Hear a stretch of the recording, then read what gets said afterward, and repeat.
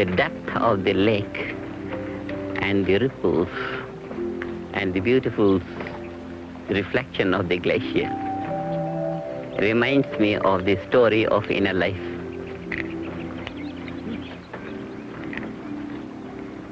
The mind is deep like a lake. The ripples on the surface represent the conscious mind, the activity of the mind on the surface. And the whole depth of the lake is silent. And that is the subconscious mind, which is not used by the waves. But if the waves could deepen and incorporate more silent levels of the water, the waves could become the waves of the ocean, the mighty waves. This is what happens in transcendental meditation. The surface activity of the conscious mind deepens and incorporates within its fold the depth of the subconscious. And with practice, nothing remains subconscious. The whole subconscious becomes conscious, and a man starts using full potential of the mind. And the reflection of the glacier on the water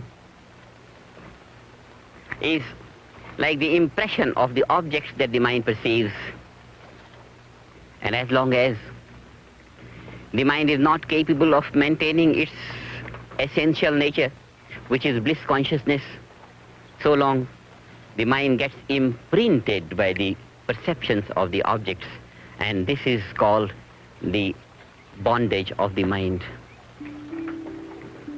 The mind loses bliss consciousness and gains the joy of the reflections of the world, the joy of the relative order, losing the bliss of the absolute eternal being.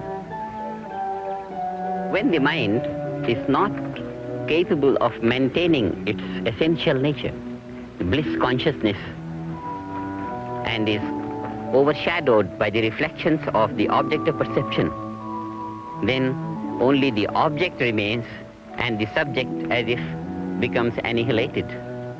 This annihilation of the subjective nature within is a great loss. It's a loss of eternal bliss at the cost of temporary joys. Such a life where the value of the matter dominates is called material life, and the spirit gets annihilated. But when through the practice of transcendental meditation, the mind goes deep within to the source of thought, transcends the thought and gains bliss consciousness, and is capable of maintaining that even when it comes out into the worldly experience of objective nature, then it is called spiritual life, that the spirit is not capable of being overshadowed anymore by the objective experience.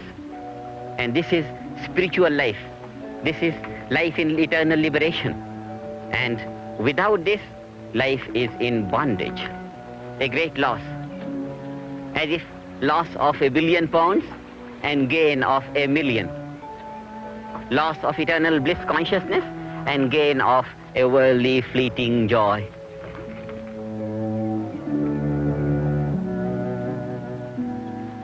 The vision of the lake brings about a great teaching of spiritual life.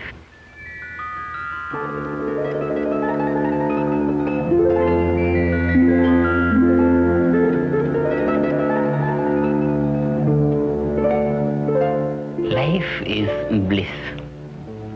It's pure existence. Just like the flower is the sap.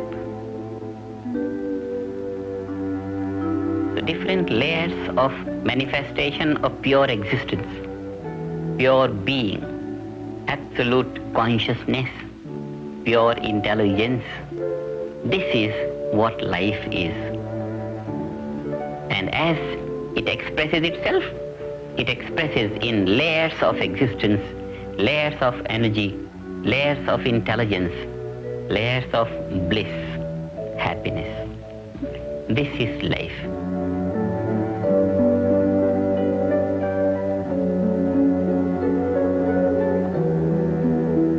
all this beautiful nature. People in their sad and miserable moods, in their stressed and strained life, even if they come out to this beautiful nature, they can't enjoy.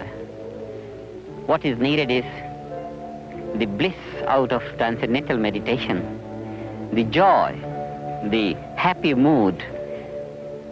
If all the population of the people could practice transcendental meditation, they'll enjoy all this nature to the maximum. We are going to create a society free from suffering and stress and strain. And then really the gift of God on earth, such pretty nature, will be enjoyed by everyone.